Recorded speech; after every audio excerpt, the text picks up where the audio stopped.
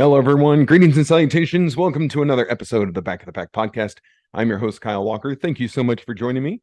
Please like, share, and subscribe to the podcast. You can find us on Spotify, iTunes, YouTube, or wherever you get your podcast. So, hey, big news just right out of the gate. Let's just get this out there right now, okay? The Berlin Marathon. It is the 50th running of the Berlin Marathon coming up in September of 2024, and the lottery, your chance to get in, is open right now. Okay, so don't walk, run, and get out there and get yourself registered if you want to go to the Berlin Marathon again, the 50th in September of next year. You know, they just ran this year's. They've already opened the lottery. So if getting this one is on your list, if you're trying to get all 6 of the World Marathon Majors, or if you just want to say that you did an international marathon, whatever your reason might be, go ahead and get signed up, get your name in the lottery right now. So on the same note, since we're already kind of talking about the 6 World Marathon Majors, let's go ahead and just give a little bit of an update. Hopefully within 48 hours of now, my talking to you at this very moment here on Monday, October 2nd. Yes, it's already October. Within 48 hours, I should know if I made the Tokyo Marathon. I know a lot of people threw their names in the hat as well. Good luck to absolutely everyone trying to make it into Tokyo. That would just be huge, man. That would mean it'd be great for me, great for us, great for you, great for everyone. Let's get all the people in our little running world, little Back of the Pack podcast running world, as many people do in Tokyo as possible. So fingers crossed and good juju to everyone who put their name in. And still staying on the subject of the 6 World Marathon Majors, this weekend coming up is the Chicago Marathon. I know we've got a lot of people from our community going up to Chicago to run that race. It is amazing. I did Chicago in 2018. If you have not done Chicago before and it will be your first Chicago, enjoy the experience. It was my first of the World Marathon Majors. And as much as I've talked about Boston, of course, this year, and New York a couple years ago, my first of the World Marathon Majors was Chicago. My first experience at just a gigantic sized race. And I really enjoyed every minute of it. I like the city of Chicago. I've been there a couple times now, 3 or 4 times, maybe, I think. But the race was an exceptional experience. That whole town really gets itself going for the race. The expo is amazing. The merchandise you can get is, it's funny enough, I'm wearing a little Nike shirt here, but it's a Nike supported race. So their gear is top notch. It was really good stuff. I went and got my participant jacket. And then I went back and I got the finisher jacket. And I'm not even going to tell you how much that cost back in 2018, but I'm sure they cost more now.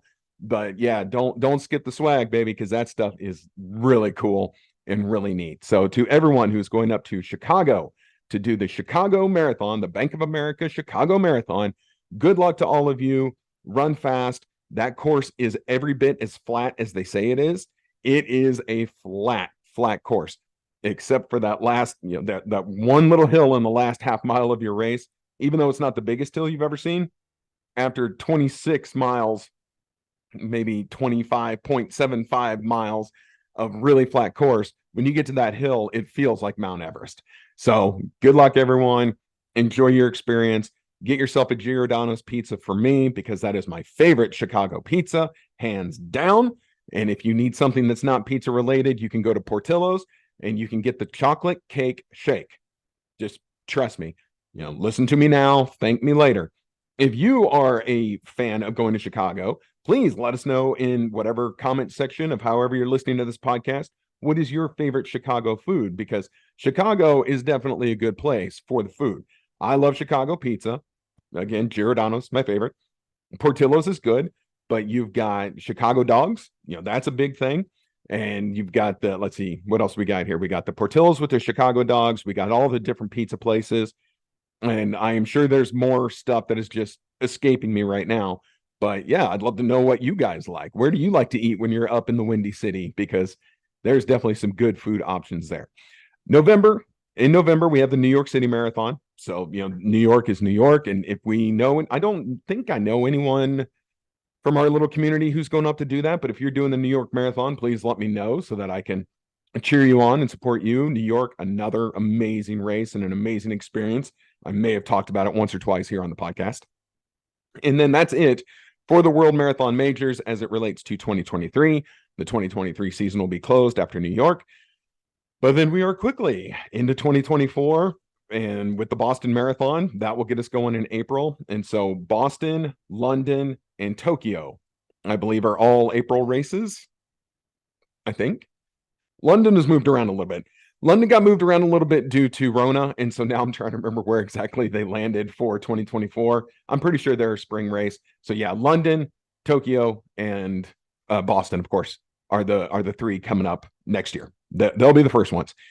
Several people are already back in Boston. Some of the charity people that I ran with last year. So awesome for you guys. I will definitely be donating to your pages to try and help you get your bib and get back to Boston in April. London is already taken care of. Of course, I got rejected for the 11 billionth time, as did everyone else I know. And then Tokyo, we're about to find out. We're going to see. We're going to see. So let's see. This past weekend was Oktoberfest, the Oktoberfest 5K in Martin City, Missouri. It was a 5K. It was in Martin City, Missouri. I was actually disappointed with my time. Felt like I ran better than my time indicated. However, I know that I did get derailed by a couple hills in the last little bit of that race. So that was, again, my finishing time wasn't terrible. It was mildly disappointing to me as I was hoping for better. It's also my last 5K for a while, unless I sign up for something here in the next 2 weeks, because I've got 2 weeks off, and then we start the incredible chain of half marathons coming my direction, coming a lot of our directions, with the Garmin Kansas City Marathon, a half marathon for me, the Energy City down in Midland, and then the Good Life Halvesy. And then I signed up for a 10K the weekend in between Good Life Halvesy and Loggerhead. So races everywhere, and it's about to get really long distances. And so that was my last 5K for a while, unless I jump into one next weekend or the weekend after it. But right now, I kind of feel like I need to get a couple long runs in, because I've been neglecting the long run and have a lot of half marathons coming my way. So, smooth move out of me as we just do everything we can to get ready for the Memphis Marathon coming up in December 2nd. So, okay, today's episode. Today's episode is technically one of my favorites because it's a listener requested episode, and I like listener requested episodes. If you have anything you would ever want me to talk about on this podcast, please, by all means, send it to me. Get in touch with me in any way, shape, or form and say, hey, I would love it if you did an episode talking about XYZ. I would love to talk about XYZ. It is definitely my most favorite episode to do, because I don't have to sit here and try and create content. I can just talk about what you guys want to know about, and that's super fun for me. But this is technically a listener requested episode, but it's technically that because I kind of got busted from last week. A little bit.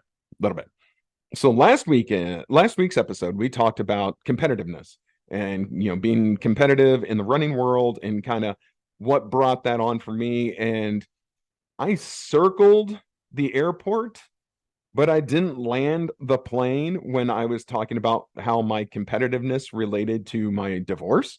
And so I kind of got called out on that. So apparently there are folks who want me to just relive the misery of my, early running career. So we'll do that. Fine. Yes, I left some information out. So as we just talked about last week, yes, in 2010, I got divorced. In 2010, I took up running. I took up running in October. It was suggested to me. I did my first 5K just because I didn't know what in the world I was doing, because I was told this is what you do, in December of 2010. In January of 2011, I did my second 5K. I did the groundhog run that a lot of us have done up in the caves. So it was definitely an interesting experience. After I did the groundhog run, and it was just a 5K at that point, I then went and signed up for my first half marathon. Smooth. I signed up for my first Rock the Parkway, which we know is in April. So in April of 2011, I did my first half marathon. In November of 2011, I did my first full marathon, the Route 66 Marathon in Tulsa. Somewhere in there is where my competitiveness really started going. And it was my competitive 100% as it related to divorce. And what that was And I know there's a lot of people who have been through divorced or separations or the ending of long-term relationships. And so a lot of this will speak to you. I am just being honest about my experiences. Due to the way that my divorce came about and the way my marriage ended, I again got very competitive because there was another third party person involved in our situation. It got into my head that I was going to use running to not really prove myself as I want to prove myself and get back with my ex-wife, but prove that I was better than her and him in everything and anything, to the point of an unhealthy level. It was unhealthy for me to do a lot of the things I did to try and prove that I was better. And again, as we established last week, I don't want to prove that I'm better than anyone else. That's never, well, I can't say it's never been a goal. It is not currently a goal. It shouldn't have ever been my goal. It should never have been my reason for doing what I was doing. But after any kind of end of relationship, to say that you're not thinking clearly or that you are an emotional person is an understatement. And it was certainly true for me. So I eventually came around to the way of thinking of I am going to do a full marathon, even though I was not properly trained for it. I didn't know anything about it. I had lost a lot of weight post divorce just due to stress, but it wasn't like the good kind of losing weight like I've done within the last 2 years. It was unhealthy. My body was not healthy. I was putting things in it that should not be in it, and I was not including things that desperately needed to be in it. But I was going to do this full marathon to basically say, screw her, she could never do this. Screw him, he could never do this.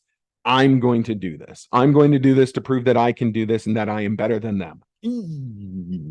Looking back on that now, I cringe. Definitely had a lot of cringe thoughts. So yes, I absolutely got called out because I left out some of these details. But, you know, I don't know when it ended, to be honest. And for quite a few years and quite a few full marathons, it was definitely my motivation to just keep doing them to prove that they couldn't. And not saying that I should, not saying I was right, maybe not saying I was completely wrong. Wherever you find your motivation, that is your motivation. And that was my motivation to just keep doing these runs and keep doing these distances and keep doing crazy things because I knew it was something that they could never do. At least that's what I told myself then. Maybe they could. I have no idea. That was the hurt talking. Maybe this guy was a marathon runner beforehand. Maybe he could smoke me. I have no idea. But that was why I was doing what I was doing. And that was my motivation for doing it for a very long time. Sorry, my microphone's bothered me. Give me 1 second. There we go. Oh, fuzzy part was falling off. And I don't know when that ended. I honestly don't know when it ended. When I finally stopped thinking about, again, in my own mind, how much I was proving I was better than them. I don't know when that stopped in my running journey. Was it after the first marathon? No, I can definitely tell you it was not after the first marathon. My second marathon absolutely had the same FU attitude to it. As I sit here now thinking about it, and I've been thinking about it before because I knew I had to come out here and wash my hands of my nonsense. I don't know when it stopped. I honestly don't know when it stopped. Could an element of it still be there? I mean, I suppose it could. I find it highly unlikely, but it could be there. But when you are going through a divorce or the end of a relationship, man, it does things to you. It does things to you emotionally, of course, mentally that you don't even know about, and then, of course, physically to your body. So when did it become about me? When did my running become about me? I don't know. I honestly couldn't tell you. I think it is now. Like the things I do now, and I've talked about this on previous episodes, like when I do a big full marathon, I want to do it. I want it to be big. I don't want to do Joe Schmo's marathon on paved bike trail in the middle of nowhere. I want to do the biggest races I possibly can. That's for me. And again, on previous episodes where I read that runners are explorers at heart, that is for me. See, all these things speak to me. So I don't know if any part of me still speaks to that, to where I used to be, but I know that where I am now is a far healthier place, clearly. But it's a place of, I want to do these things for me. Again, I compete against myself. I don't compete against other people anymore, which that leads me to believe that I have moved on from trying to compete against these people who I wasn't even really in competition with. I know this all sounds stupid. And this sounds like, Kyle's personal therapy session here. So I apologize for that. But running and divorce do go hand in hand. They certainly did with me, and I know that they have for others. So I just went out and I found a few things because, oddly enough, as much as after my divorce, I completely made being a divorced guy, and that's in air quotes if you're not watching the YouTube video, being a quote unquote divorced guy was my identity for so long. I lived in that hurt for so long. And anytime something didn't go my way or something went wrong or something went right, it was like, oh, well, hey, I'm a divorced guy. That kind of happens to quote unquote divorced guys. And again, it was just who I was for so stinking long. So to some of the people who have gone through divorce or into relationships, let me caution you first and foremost, don't make your divorce or end of relationship your identity, because you are so much more than that. You are not a divorced guy. You are not a divorced woman. You are who has been through the situation of divorce or ending of a relationship. But that's not who you are. Don't live there. Again, what's the point of this show? I make all the mistakes so you don't have to. And that's where we are right here, because I've definitely made all those mistakes. So I went through and I wanted to find just maybe some examples from people about divorce and running. And so, again, I can only speak from the perspective of a now 43-year-old male. Here's something I found from a woman. And again, I apologize. The type is really small. So if you're watching on YouTube, you're just going to kind of see me squinting right below the camera here, trying to read this. I apologize. All right. And this lady says, running is a companion in itself.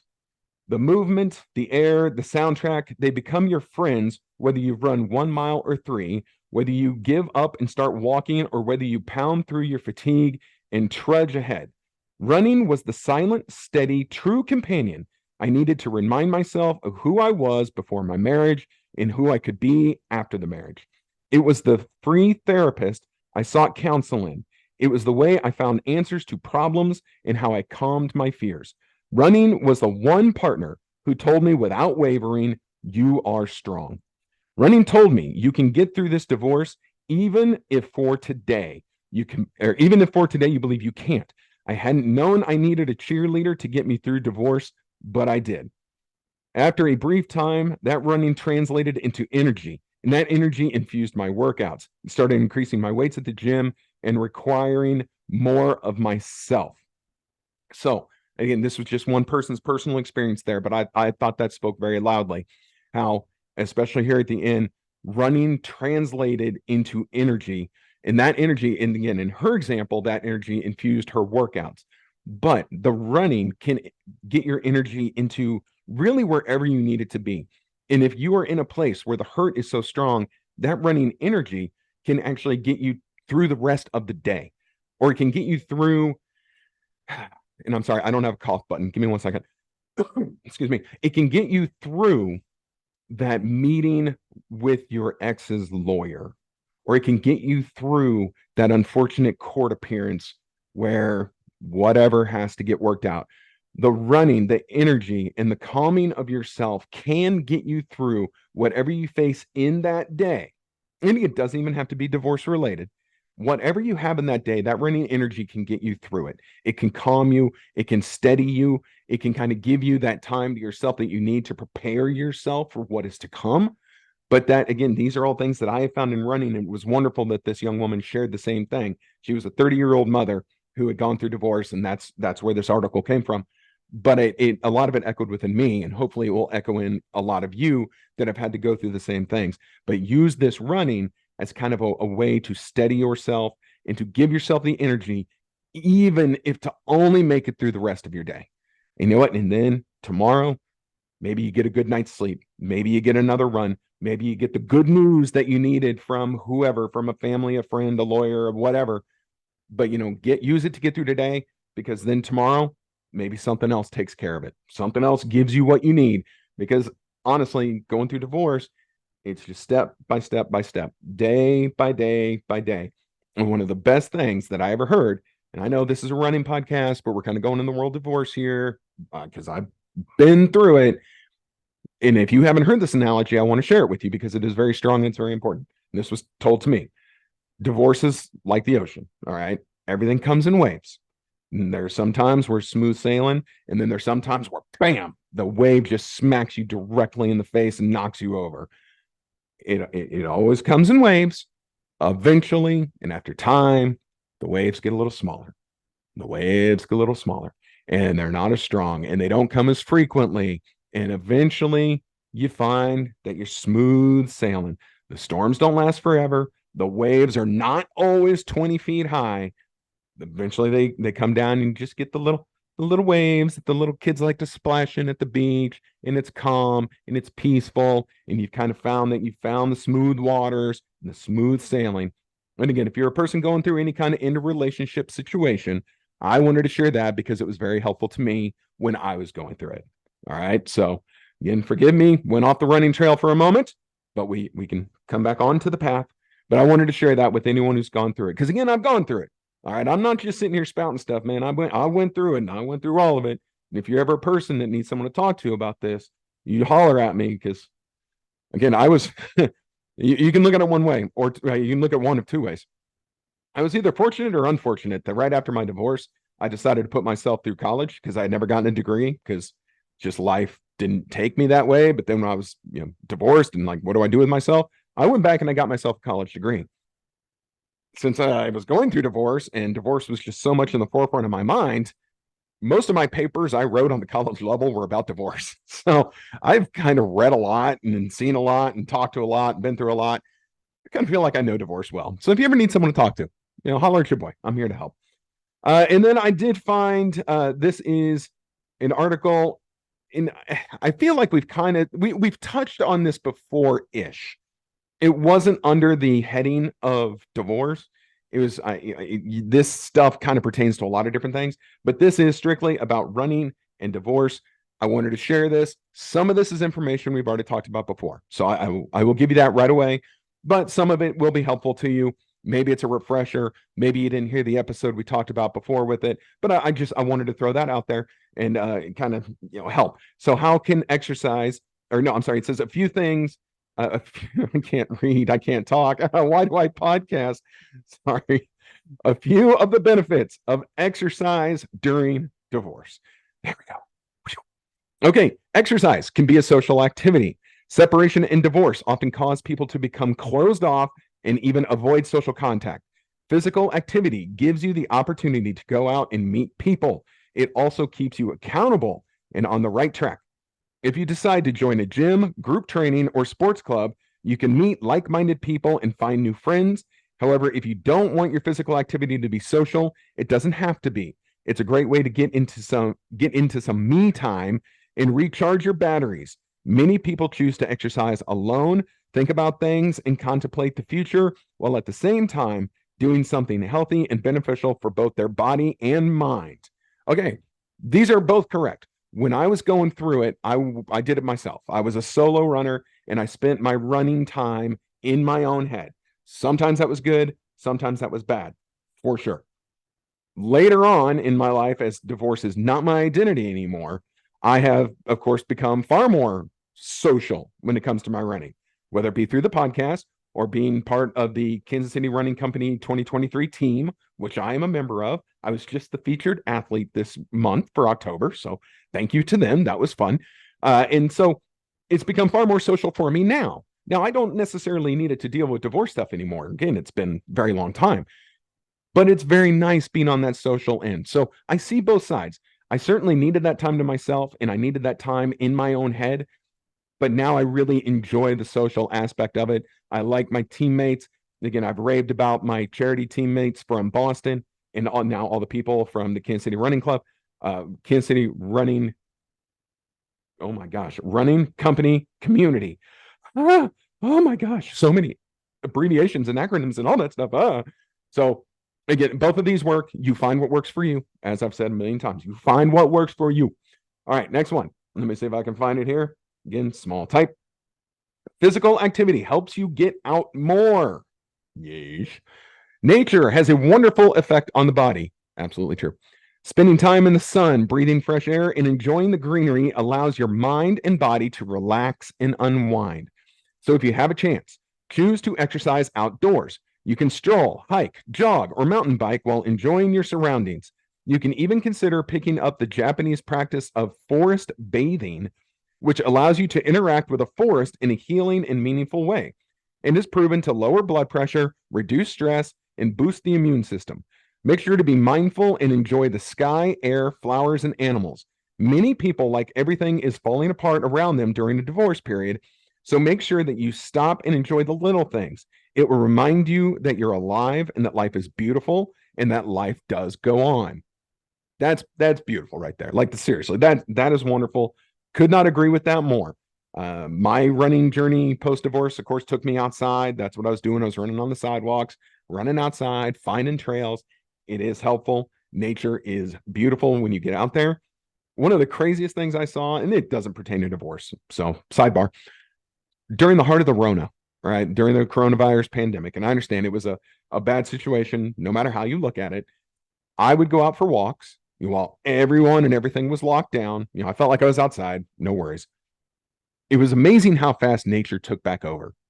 Once there were not nearly as many cars and people and things going on, I went on this walking, my normal walking path. And again, this is in the middle. At the time, I was in Overland Park, Kansas. I'm in the middle of the suburbs of the suburbs of the suburbs. And I'm walking along, and there's wild turkey to the side of me. There's a deer standing over there. Again, nature was like taking back over, but it was beautiful. And it was really fun to look at. It was really neat to see. And it's kind of uplifting when you see something like that. It's like, oh, nature is really cool.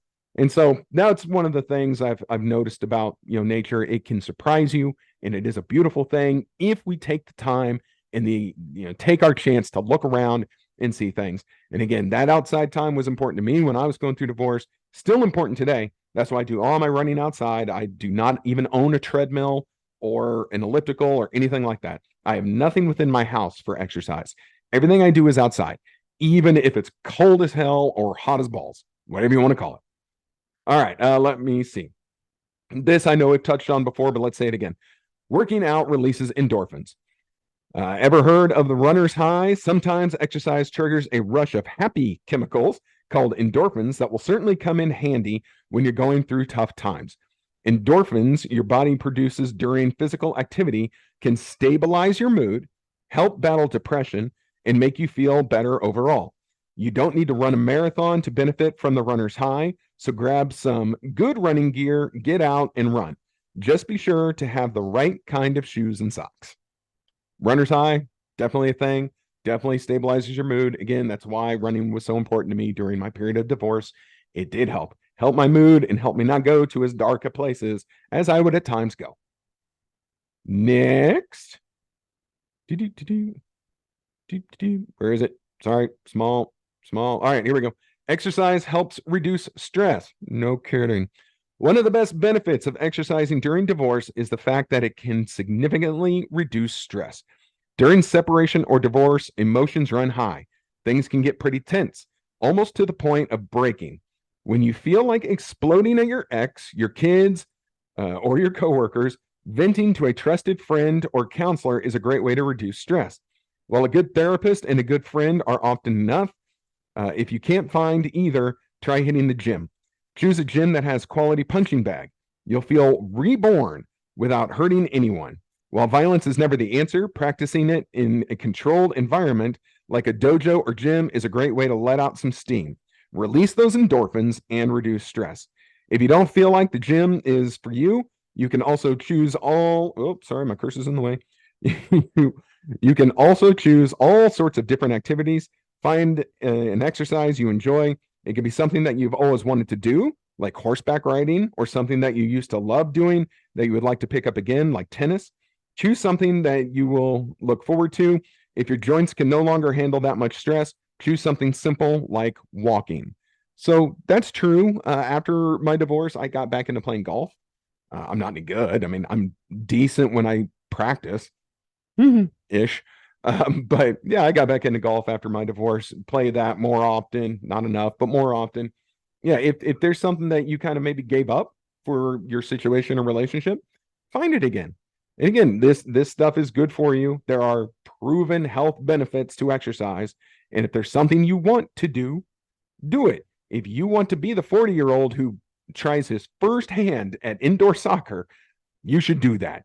And I will let you know 3 years later that it is still a super massive amount of fun. But just find what works for you. All right, let me see here. Okay, here we go. Physical activity pushes you to be healthier. Many people notice weight fluctuations during the separation divorce period. Me, I lost 65 pounds in about 5 minutes. Whether you're gaining or losing weight fast, it's definitely not healthy. However, if you exercise regularly, it will help control your appetite and allow you to burn some of those built up calories. It will also encourage you to make better food choices, ditch fast food and alcohol, and pay more attention to buying healthy groceries.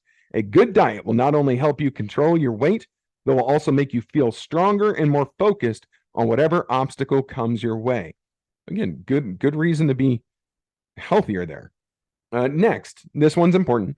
Helps rebuild, not build, rebuild self-esteem. If your separation or divorce shattered your confidence, physical activity is one of the best ways to rebuild it.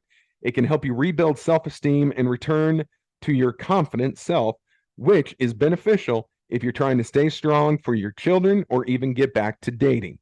The rush of endorphins will make the world look a bit better, at least for a while, after your workout. And if you struggle with emotional eating after your separation or divorce, or if you suffered from it during your stressful marriage, exercise will help you shed weight and tone your muscles. And if you look better, you will often feel better. Very true. Enjoy the benefits of exercising during divorce. Get moving today. No matter how long you feel right now, try to commit to exercising every day. You're guaranteed to feel much better in no time. And if you have very little experience, all you need to do is start your journey is to walk through the park or jog around the neighborhood. Don't underestimate the countless benefits of exercising during divorce. Physical activity in any shape or form will be there for you to rebuild self-esteem and offer relief, clarity, and peace whenever you need. So I thought that was informational, and it's all very true. Again, I can back up pretty much everything they say there. And if you do find yourself in a bad relationship situation or the end of a relationship situation, of course, I want you to go try all this stuff, and I really hope that it helps. I know that it has helped a lot of people. If you do find that even this does not help and that things do not seem to get better, or you're just going through a real tough time, let me please suggest to you that you go seek professional help. A therapist will do wonders. Ask me how I know, because I did it myself, and I'm a huge, huge, huge proponent of people getting mental health assistance whenever they need it, especially during a period of divorce, because I know how stressful that is. So please do not hesitate to reach out to a mental health specialist and get the help that you need. Don't ever feel like you're in it alone. Don't ever feel like there's no one to turn to. Don't feel like there's no resources for you. Okay. There are absolutely people who will help you. They helped me immensely. They still help people that I know to this day. Again, huge proponent of seeing a therapist, talking through your issues, getting tools to help with whatever is going on in your mind. Because it ain't always pretty, folks. And I know this. I know this for a fact. Been there, done that. Got the t-shirt. Not this shirt. I like this shirt. But yeah, I just want to make sure all I'm doing is reading a list. And all I'm doing is telling you that running is really great. And that's what I do every week. But if even running does not solve your problems, I want you to please, please, please go out and get the help that you require. And if you need help getting there, you just let me know. I'm in. All right. I will absolutely get you to where you need to go. I've got people I can suggest to you. Let's make it through all this stuff together, because I know how terrible it can be. Fair enough? Square deal? All right. I know this was not the most uplifting episode, but please take this as just help. I honestly, as I was thinking about today's episode, could not believe that we had not done a running and divorce episode after over a year and a half of doing this podcast. Hey, for me, again, that's proof. There's proof that I don't live there anymore. It's proof that I don't live in that divorce anymore. I definitely used to. And a few years ago, this probably would have been episode number 1. Like, this would have been the pilot episode. And then we would have had the follow-up in episode number 2, 3, 4, blah, blah, blah. So again, proof that I don't live there anymore. Let's get you out of living there, if that's where you're at. And we'll all just keep kind of moving forward, just like we do. Just like we do as runners. We keep moving forward, right?